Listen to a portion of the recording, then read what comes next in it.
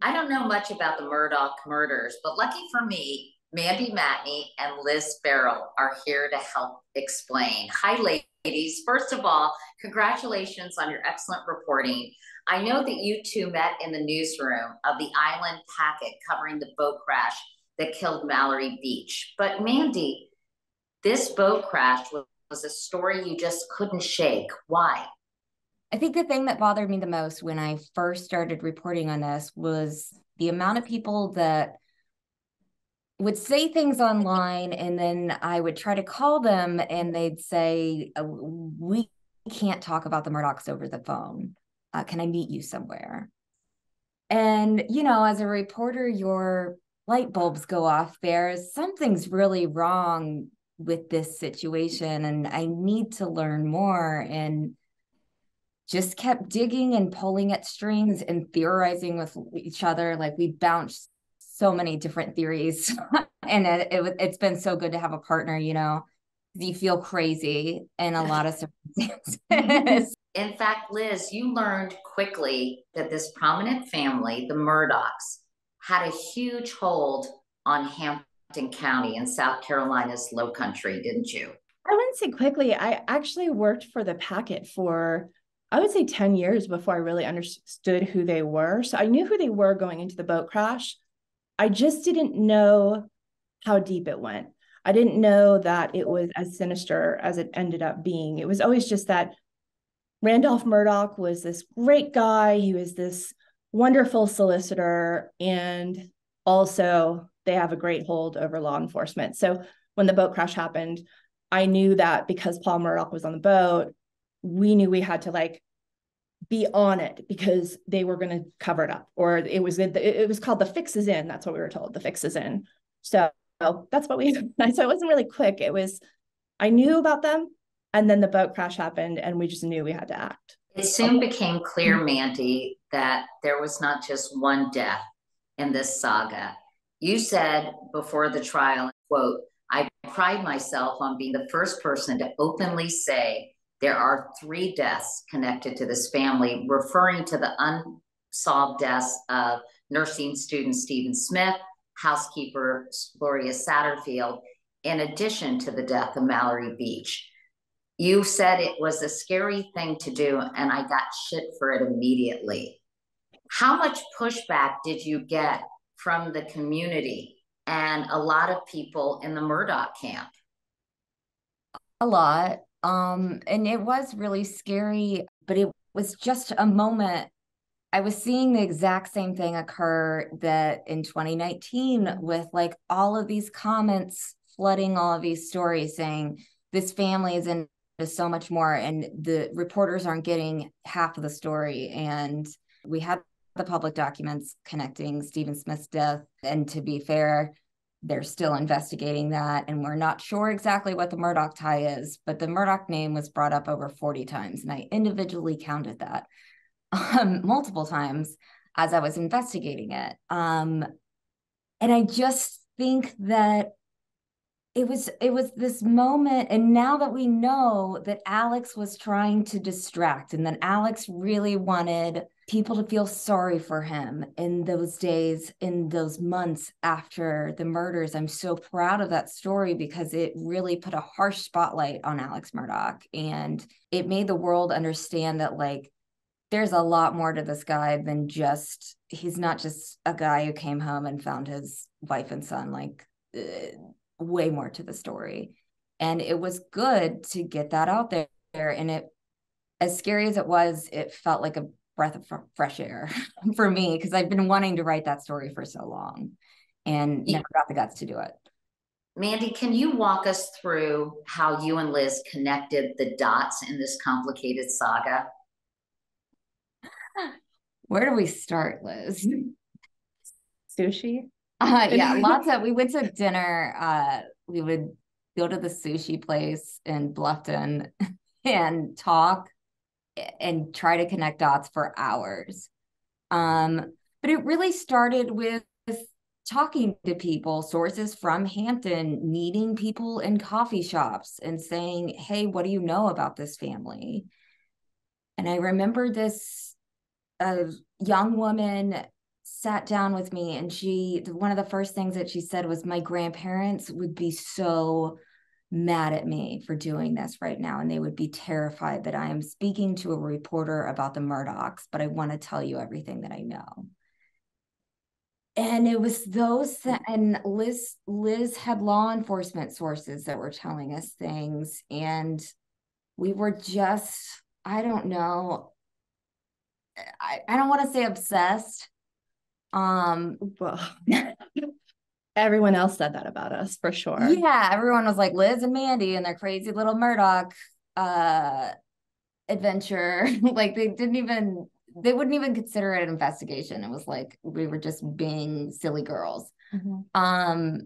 A huge light bulb moment that I remember that the dots really started connecting was we had both heard from people from Hampton. You have to look into the story about what happened to the housekeeper right after Mallory died.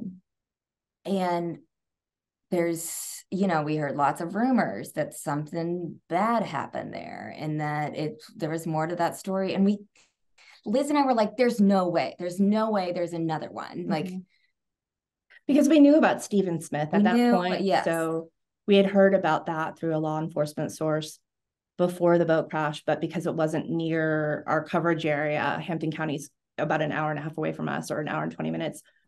We just it wasn't on the docket, so to speak. And it hadn't risen to the level yet. But once the boat crash happened and we started looking into Stephen Smith, and then Mandy found in the public index a document that showed that there had been a settlement for was Gloria's name on that? I can't remember. Yes, Gloria's name was on it. And we figured out through the obituary that she was the housekeeper. And I just looked at Liz and was like, oh my God, followed by many curse words. And we both just froze and like, what do we do? Is this real?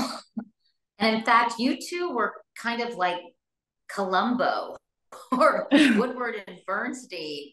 You've discovered Alex Murdaugh had sued himself so he could collect the insurance after Gloria Satterfield's death.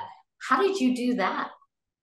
With the help of his friend Corey Fleming, and that's another great teamwork, but great teamwork for both of us, because the red flag went off for Liz because she knew that Corey Fleming was Alex Murdaugh's best friend. And that was the first, like, something is off with this lawsuit, because why would Alex Murdaugh's best friend sue him? And that doesn't make any sense on behalf of the Satterfield family. And there was a couple other just very weird things. Like the obituary. And I know that like families develop bonds with their housekeepers or their babysitters, and oftentimes can be mentioned in obituaries, but it felt very purposeful. So the fact that the Murdaughs were mentioned in her obituary was also a red flag to us. And that was the thing, I think, that we just always said, that there's a monster around every corner, because every time it just felt like a while there, like every new fact led to 25 other facts. Yes. And it just never stopped. And honestly, like before we got on to talk to you, we were talking about other monsters that we found out today. So. Yeah, they're still coming out of the corner. This isn't anywhere near to being over, unfortunately. You mentioned Stephen Smith's death, which I believe was in 2015. And it was described as a hit and run despite suspicious circumstances. How lousy are the police in your neck of the woods? Were they totally in the Murdaughs' pockets? I know that you describe a real good old boys mentality running rampant everywhere you looked. But the police work seems so unbelievably shoddy. Yeah. That's purposeful. That's how it works. So at the boat crash, when we heard the fix was in, it was about the crime scene, right? It was about the integrity of the crime scene.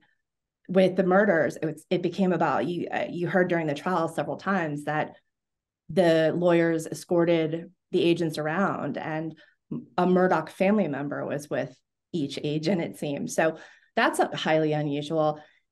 So I think it just speaks to the control, and it's like, it sounds unbelievable that the police work would be so shoddy.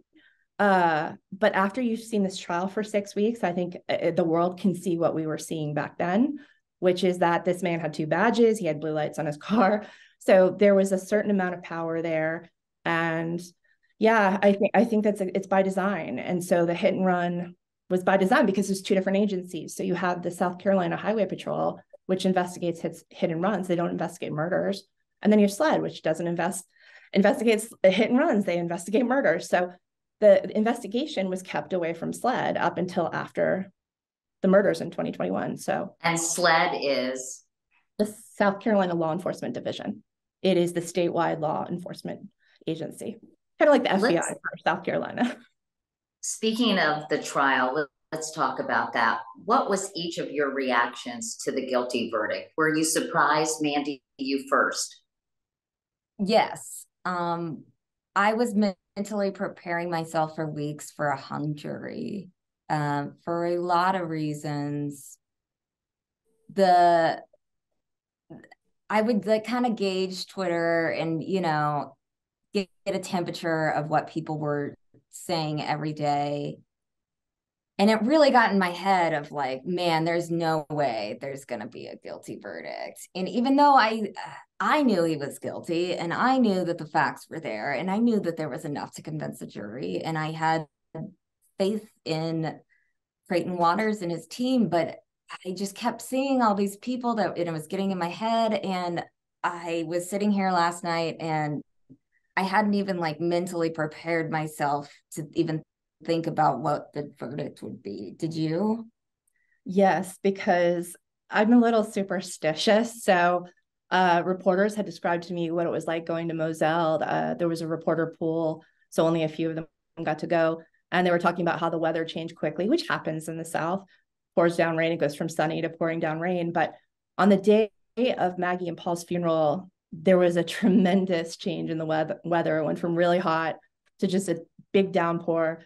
And afterward, people sort of commented that it was Paul. That was a sign from Paul. And he was sort of playing a joke, I guess, on the visitors or the people at the funeral. So when I heard that, it sort of made me feel like there was, I don't know, it's just like not that there was something else out there, but just, was that a good sign that we're going to get a guilty plea?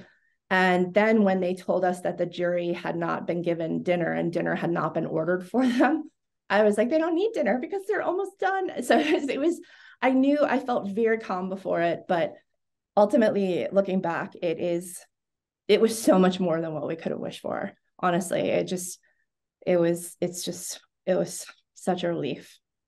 Were you surprised how quickly the guilty verdict came? Only 3 hours of deliberation? Yeah, I was shocked because it was 6 weeks, almost 6 weeks of testimony. Right.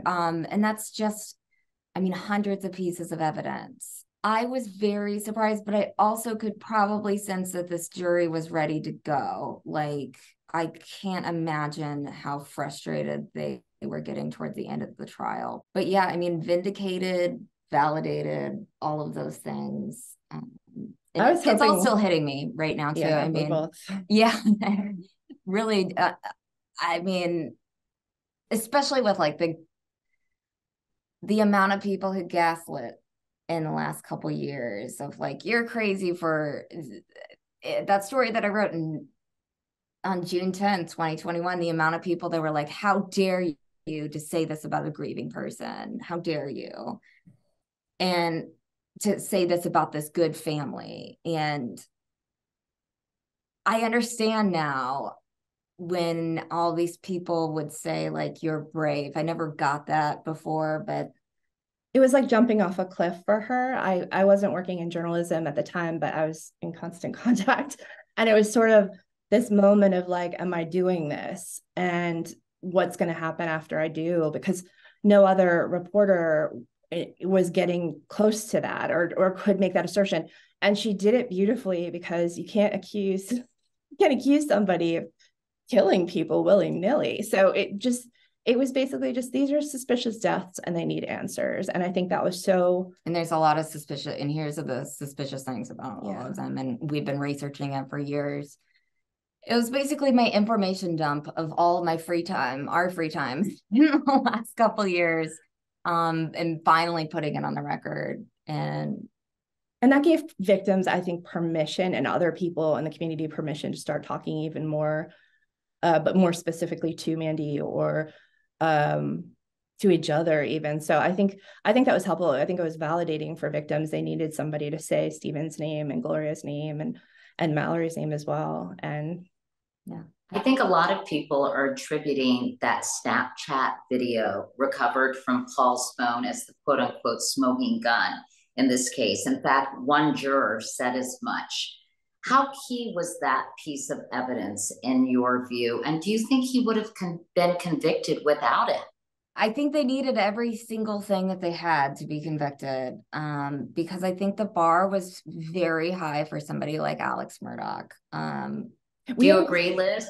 Yeah, we always said back in 2019 that social media and technology would be the undoing of the Murdaughs' legacy, because they were always just used to being able to say, you know, the sky is green, and everyone's like, yeah, the sky's green. So it was gratifying to see that in this case, that this was almost a purely technological, and social media didn't really play, I guess, but I guess it did. Snapchat. Yeah. So and technology, I mean, you can't. And I think that's going to change for a while.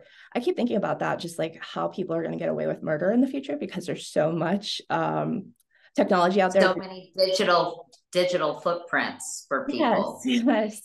So I think he was smart enough to leave his phone at the house, but dumb in that he was relying on his old system of lying and just being able to get away with it. So you saw today that during his sentencing, at the part where he's supposed to sort of offer some contrition or some sort of explanation or some sort of expound upon what his situation is, he simply just said, I'm innocent and I didn't hurt Maggie and Paul.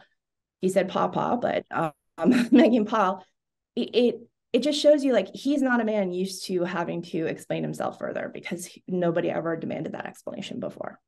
Alex Murdaugh is still facing more than 100 state counts against him for financial crimes, including embezzlement, money laundering, and evading taxes on nearly $10 million that he allegedly stole from his clients and former law firm. So where do those investigations stand? We found out today that the Attorney General's office is going forward with prosecuting those crimes. And I think that that's a good thing, because a lot of people not understanding this case would be like, oh, he's in prison forever, it doesn't matter. It's vindicating it's what the victims deserve.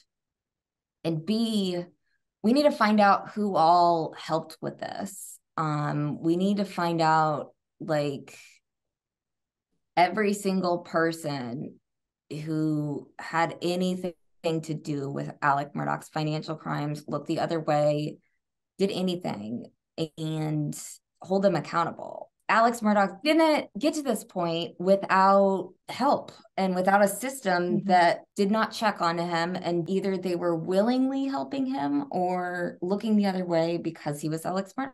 But either way, we need to find those things out, and that's important. Liz, what do you think happened to all that money? Oh, you don't want to ask me that question right yes, now. It's that's such I don't know the answer. And I know a lot of people say to us, you guys know where the money is.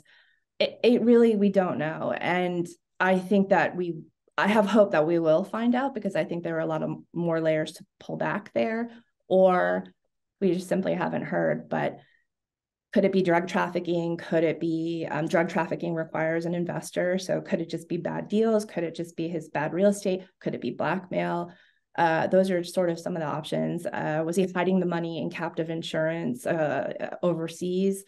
We know that he took at least one trip to the Bahamas in between when he was arrested in September and when the murders happened. So it could be any of those things, but we know that liquidity wasn't available to him at the time of the murders, because he was in dire straits. He needed $800,000 that he had already spent, and he wasn't able to even cobble it together. So that leads me, I guess, to the big question. Why did he do it? Why did he kill his wife and son? I don't think we're ever supposed to fully understand the answer to that question for anybody. I think human beings who have empathy and emotion and what else is there? Understanding. Yeah, love and things like that. I don't think that it is within our realm of possibility, because murder is literally the last thing in the world the rest of us would ever consider when we're thinking about our problems and how to solve them. I know the murders happened 3 days before a very important hearing. He was going to be likely asked to hand over a list of his financial accounts, and that would have led to down the line exposure of what he was doing at his law firm. So do you think that was part of his motive, Mandy? If Paul wasn't around, maybe he'd get sympathy, or perhaps, you know, the investigation would somehow stop if Paul was dead? I think he needed to buy time. And I think it was a combination of so many huge problems that Alex Murdaugh had never faced before in his entire life. His father was dying, and his dad was the fixer of the family. His dad would make Alex's problems go away. And he knew that he was losing that. And his dad had way more power than he did. So his dad could call law enforcement or prosecutors, and that was coming to an end. His dad also was money for him. He would use his father as they would do cosign loans. Yeah, he was $800,000 behind, and that's just so crazy to even think about. But his law firm was catching him. He was about to be exposed there. He was about to be exposed in the boat crash lawsuit, and he needed time, and he needed people to get off of his back. And he was addicted to opioids. And not making rational decisions. I mean, if we buy the addiction story, that, you know, I don't believe anything he says, but there's a few other factors there. One is that by killing Paul and Maggie, he knew that he'd likely be removed from the civil case. So his liability there would go away. And then the other thing is he was under investigation for obstruction of justice in the boat crash case, and they had subpoenaed for his financial records. So the clock was ticking for him. It was quite literally, as they say, like the walls were closing in. Justice was delivered for Maggie and Paul, but what happens to the other alleged Murdaugh victims? Stephen Smith, Gloria Satterfield, Mallory Beach, not to mention all the clients Alex Murdaugh stole from. Where do those cases stand?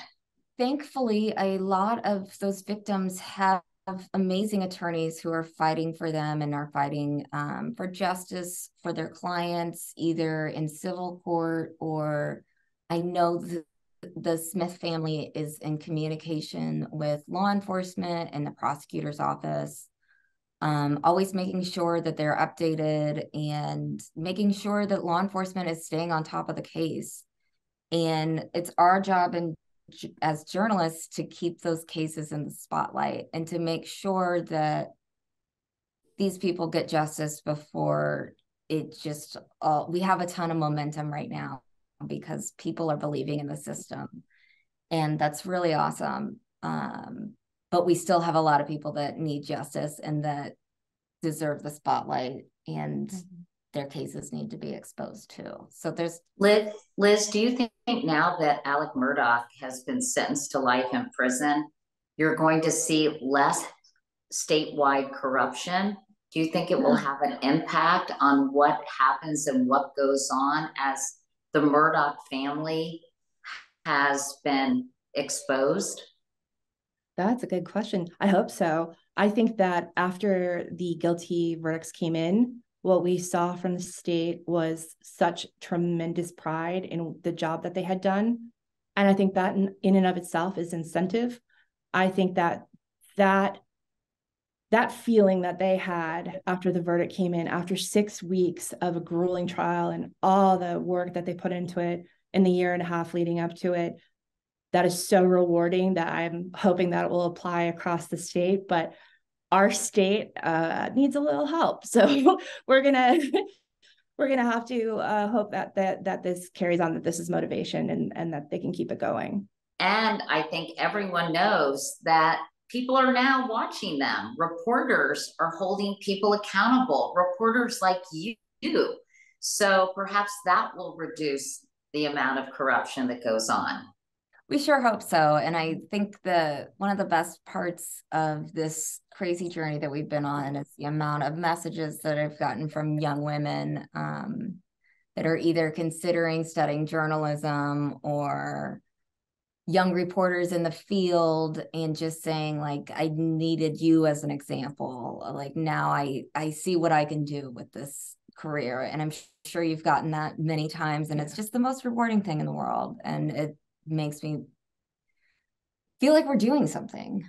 In a way, we're standing on your back. Yeah. So well, you got us here. I think you're not only inspiring a lot of women and young men, but you're also, I think, exposing, wrongdoing and corruption. And that's what journalism is really supposed to do. And so I think many people really appreciated the dogged determination you exhibited in covering this story. So thank you both. Yeah, there's Liz, what do you say? Nobody wants to look bad. Like, we always have this thing where, unless people behave differently when they know that journalists are watching them, public officials especially. Yeah. Oh yeah, absolutely. And like, you file a FOIA request and all of a sudden they start, shaping up, and we need that accountability. Like, that is what the fourth estate is for. And that's why local journalism is so important. And when you hear that so many newspapers have folded in the last 20 years, that's when government officials become even more corrupt, because no one's watching. That's exactly it. And Hampton County only had a small newspaper, and it didn't do investigative journalism. And then the paper that we worked for was, like I said, an hour and 20 minutes away.